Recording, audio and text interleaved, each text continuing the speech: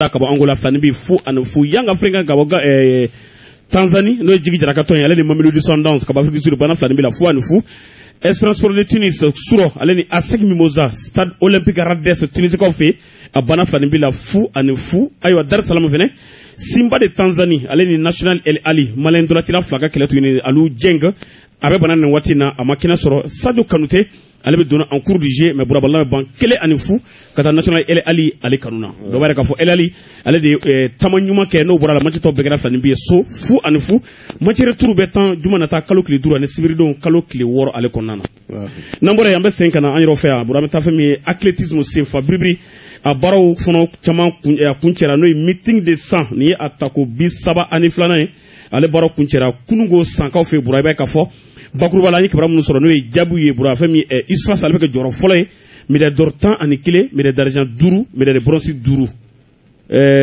Sanou, mais des tanikélé, Wardja dourou, bronzes no Israël au dourou. Deuxième AS Police, 8 médailles d'or, 8 médailles d'argent, 5 médailles bronze.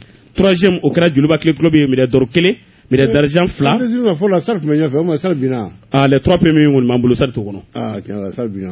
Troisième Joliba, mais des or kélé, mais des d'argent flat, mais des bronzés à l'ékelé. Dans Barokunchira Kunu, sans fait, nos meeting de 132e édition, né à Bé, famille.